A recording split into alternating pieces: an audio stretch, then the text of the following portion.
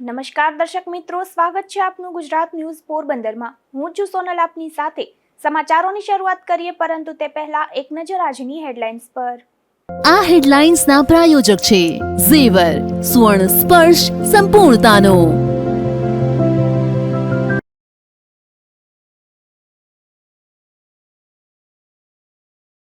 પોરબંદરના એક દિવ્યાંગને આવાસના ડ્રોમાં અન્યાયની રજૂઆત। પ્રથમ ડ્રોમાં મકાન મળ્યાનું જાહેર કરાયા બાદ મકાન ન મળતા રોષ।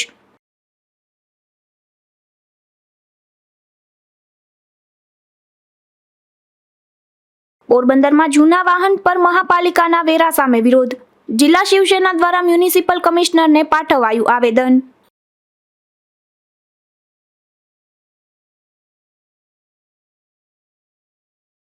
પોરબંદરના નાગરવાડા વિસ્તારમાં વૃદ્ધ મહિલાને પશુએ હડફેટે લીધા। મહાપાલિકા નાગરિકોને રખડતા પશુઓના ત્રાસમાંથી છોડાવે તેવી માંગ।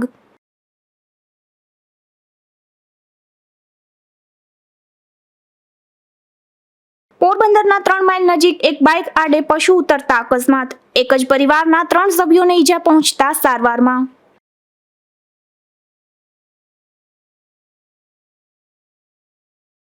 પોરબંદરના એક દિવ્યાંગને આવાસના ડ્રોમાં ફ્લેટ લાગ્યો હોવાનું જાહેર કરાયું હતું। ત્યારબાદ પાલિકાના સત્તાધીશોએ તેને ડ્રોમાં ફ્લેટ લાગ્યો ન હોવાનું જણાવી હાથ ઊંચા કરી દેતા દિવ્યાંગે ઉચ્ચ કક્ષાએ રજૂઆત કરી છે। પોરબંદરના છાયા વિસ્તારમાં ભાડાના મકાનમાં રહેતા ભૂપત ભાયાભાઈ સિંધલ નામના દિવ્યાંગે મુખ્યમંત્રી સહિત ઉચ્ચ કક્ષાએ રજૂઆત કરી જણાવ્યું હતું કે તેણે અન્ય લોકો પાસેથી ઉધાર રકમ લઈ ₹50,000 ભરી આવાસના ડ્રોમાં નામ લખાવ્યું હતું। ત્યારે બિરલા હોલ ખાતેના ડ્રોમાં તેને ફ્લેટ મળ્યો હોવાનું જણાવી મહાનુભાવોના હસ્તે તેને પ્રતિક રૂપે ફ્લેટના દસ્તાવેજ પણ સ્ટેજ પર આપ્યા હતા અને ત્યારબાદ તેણે પાલિકા કચેરીનો સંપર્ક સાધતા તેને ફ્લેટ લાગ્યો ન હોવાનું જાહેર કરાયું હતું। ત્યારે દિવ્યાંગ ચોંકી ઉઠ્યા હતા અને આ અંગે તટસ્થ તપાસ કરવાની માંગ કરી છે।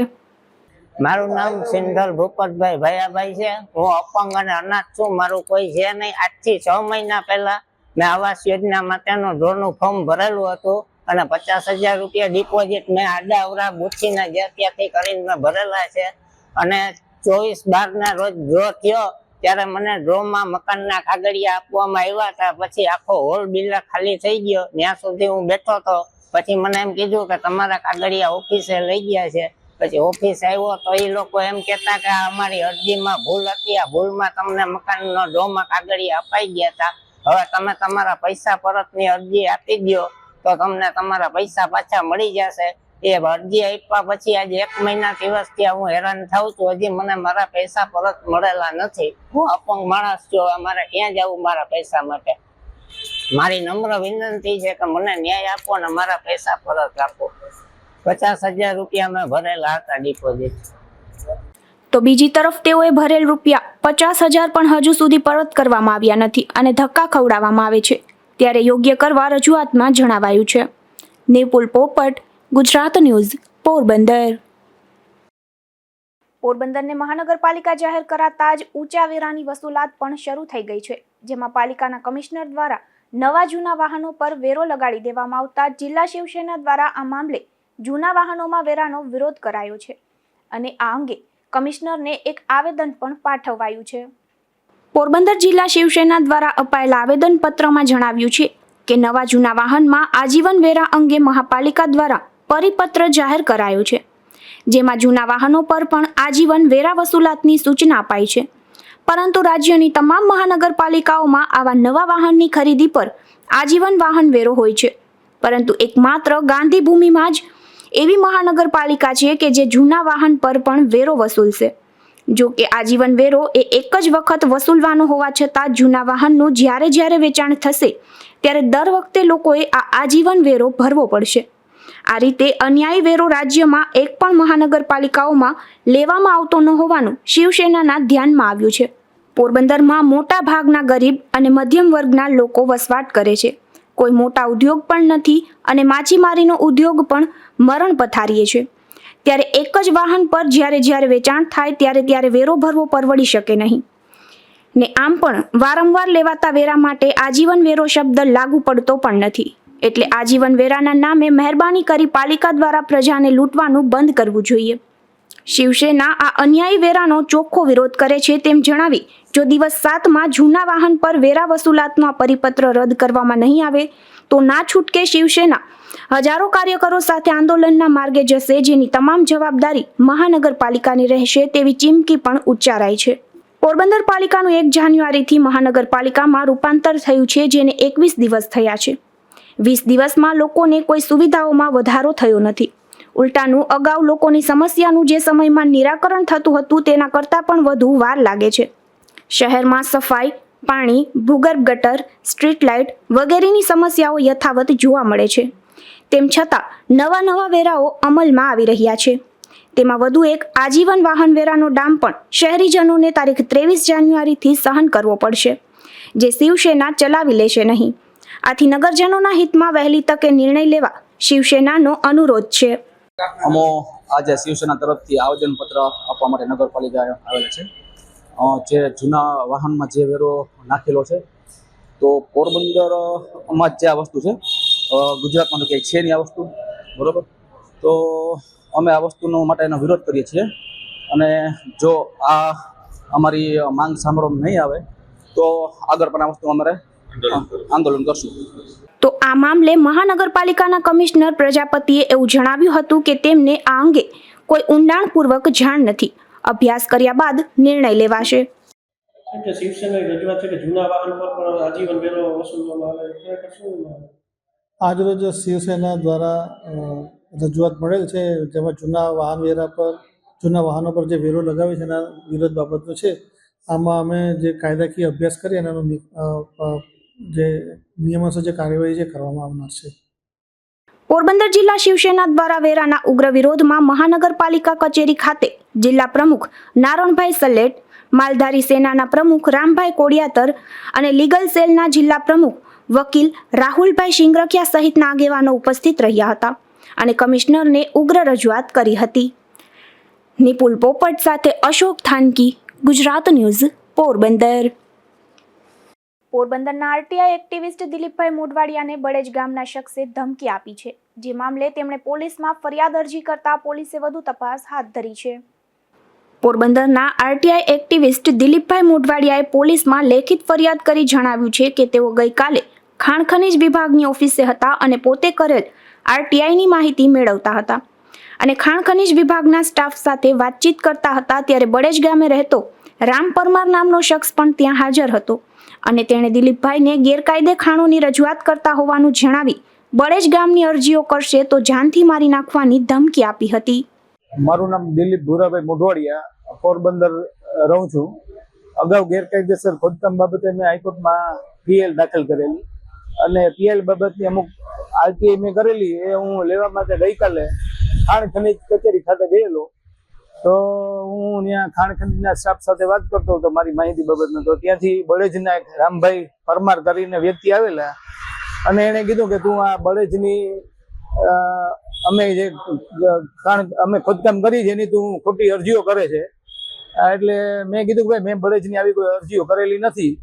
તો એને મને જેમ તેમ બોલી અને જાનથી મારી નાખવાની ધમકી આપી અને કીધું કે હું હવે તું બળેજ કે આવ્યો તો અમે તને છોડવાના નથી, અગાઉ તું બચી ગયો છે, હવે તને નહીં છોડીએ.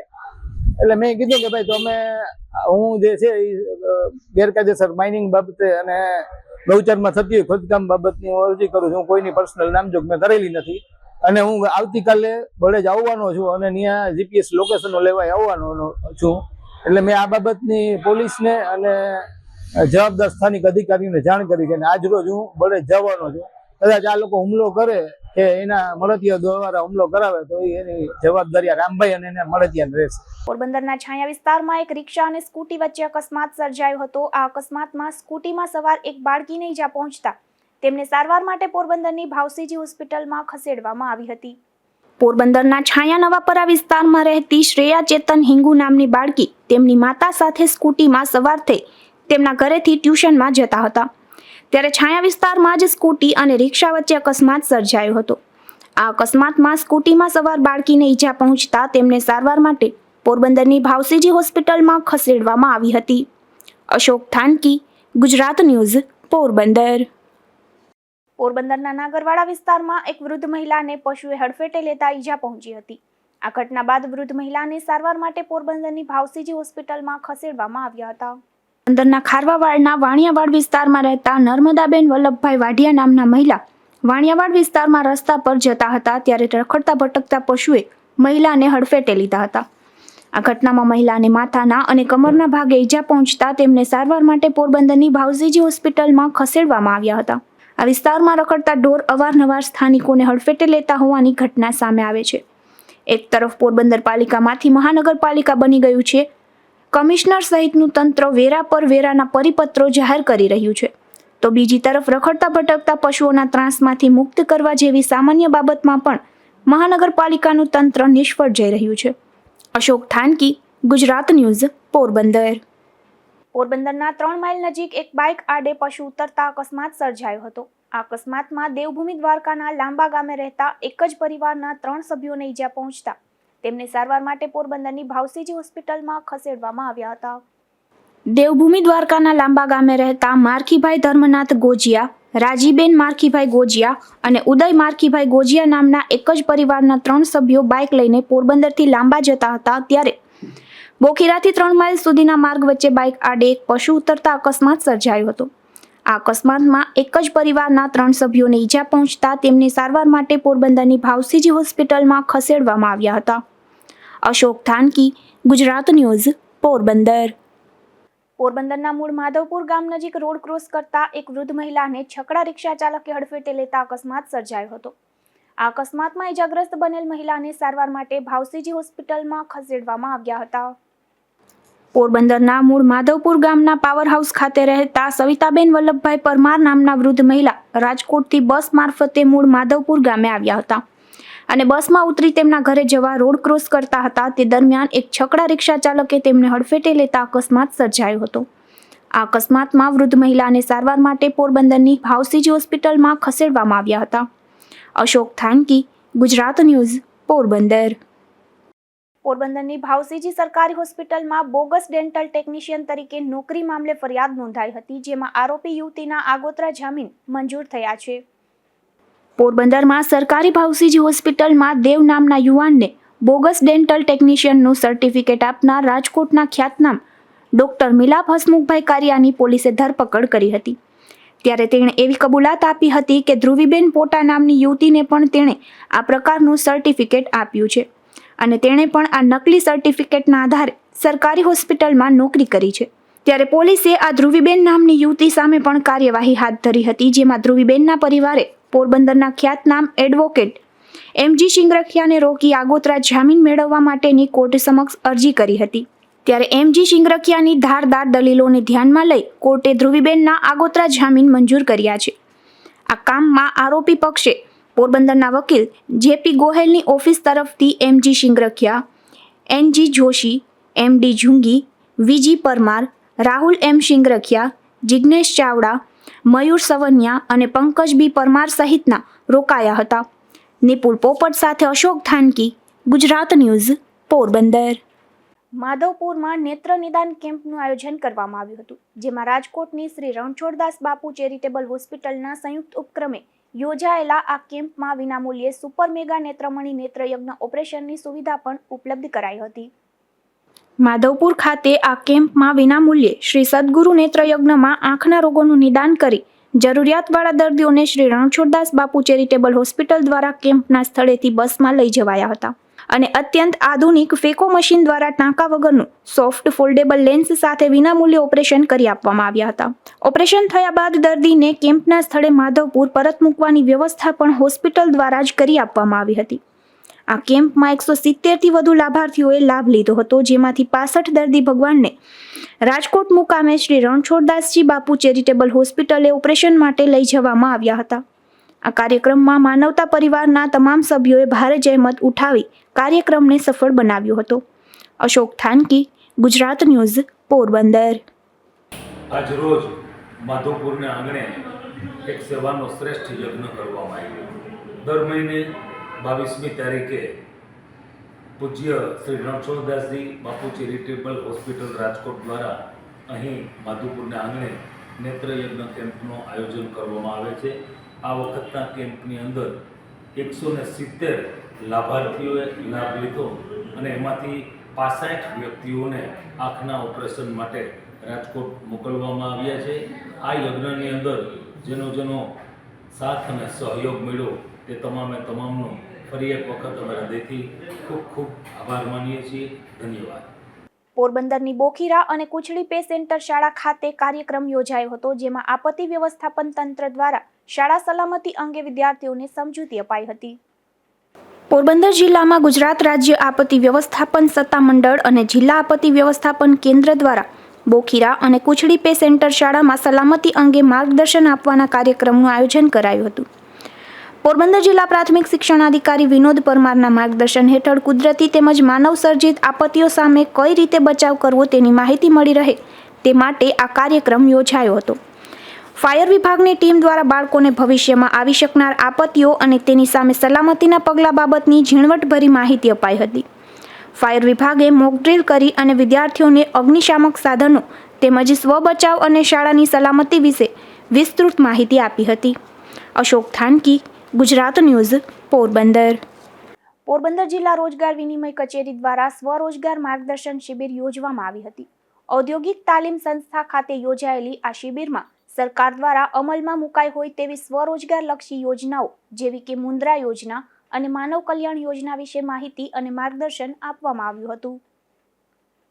પોરબંદરના જવાહર નવોદય વિદ્યાલય સામે 2 મોટરસાયકલ વચ્ચે અકસ્માત સર્જાયો હતો, જેમાં એક મોટરસાયકલમાં સવાર 9 યુવાનનું સારવાર દરમિયાન મોત નીપજ્યું છે. ત્યારે પોલીસે ગુનો નોંધી વધુ તપાસ હાથ ધરી છે. પોરબંદરમાં કેટરસનો વ્યવસાય કરતા અને જુરીબાગમાં રહેતા રમેશ ગોવડાએ એવી પોલીસ ફરિયાદ નોંધાવી છે કે તે યશ વિષ્ણુભાઈ ચૌહાણ નામના તેની સાથે કામ કરતા યુવાનને લઈ મોટરસાયકલ પર જઈ રહ્યા હતા. ત્યારે નવોદય વિદ્યાલય સામે અન્ય એક મોટરસાયકલના ચાલકે તેના મોટરસાયકલને હડફેટે લીધું હતું, જે અકસ્માતમાં યશ નામના યુવાનને ગંભીર ઈજા થતા સારવારમાં પ્રથમ પોરબંદરની સરકારી અને બાદમાં રાજકોટની હોસ્પિટલ ખાતે ખસેડાયો હતો, જ્યાં સારવાર દરમિયાન આ યુવાનનું મોત નીપજ્યું છે. ત્યારે પોલીસે આ ફરિયાદના આધારે વધુ તપાસ હાથ ધરી છે. અશોક થાનકી, ગુજરાત ન્યૂઝ, પોરબંદર. પોરબંદરમાં મચ્છીનો વેપાર કરતી એક મહિલા પર હુમલાની ઘટના બની છે, જેમાં કસ્તુરબા રોડ પર રહેતા મધુબેન પ્રકાશ ગોશિયા નામના મહિલાએ પોતાના નીકળતા પૈસાની ઉઘરાણી કરી હતી. ત્યારે આબિદ હુસેન અનવર સૈયદ અને અરુણ આનંદજી રાઠોડ નામના શખ્સોએ મધુબેનને માર માર્યો હોવાની પોલીસ ફરિયાદ નોંધાઈ છે. રાણાવાવના બાપોદર ગામે દેશી દારૂની મિની ભઠ્ઠી ઝડપાઈ છે, જેમાં બાપોદરની પટીવાડી સીમમાં પ્રતાપ જગા બાપોદરાની વાડીના મકાનમાં પોલીસે દરોડો પાડ્યો હતો. ત્યારે ત્યાંથી દેશી દારૂ તેમજ દેશી દારૂ બનાવવાનો આથો અને સાધનો કબજે કરી પ્રતાપને ઝડપી લીધો હતો. બરડા પંથકના ઈશ્વરિયા ગામ અને સીમર ગામ વચ્ચેના રસ્તા પરથી પણ દેશી દારૂનો જથ્થો ઝડપાયો છે, જેમાં પોલીસે બાબુ લાખા સીડા નામના શખ્સને દેશી દારૂના મોટા જથ્થા સાથે ઝડપી લઈ પૂછપરછ કરતા તેને આ દારૂનો જથ્થો પાસ્તરડી ગામના 52 ડાયા હુંડ નામના શખ્સે આપ્યો હોવાનું ખુલતા પોલીસે 52 સામે પણ કાર્યવાહી હાથ ધરી છે. હવે જતા ફરી નજર કરીએ આજની હેડલાઇન્સ પર. આ હેડલાઇન્સના પ્રાયોજક છે ઝેવર, સુવર્ણ સ્પર્શ સંપૂર્ણતાનો.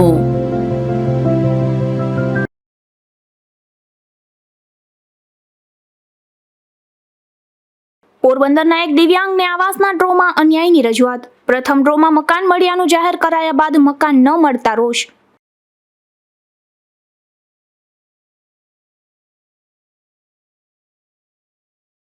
પોરબંદરમાં જૂના વાહન પર મહાપાલિકાના વેરા સામે વિરોધ. જિલ્લા શિવસેના દ્વારા મ્યુનિસિપલ કમિશનરને પાઠવાયું આવેદન.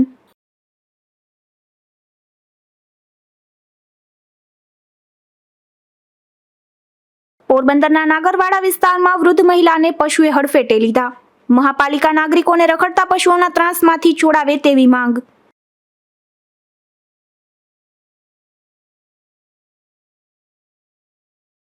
પોરબંદરના 3 માઇલ નજીક એક બાઇક આડે પશુ ઉતરતા અકસ્માત. એક જ પરિવારના 3 સભ્યોને ઈજા પહોંચતા સારવારમાં.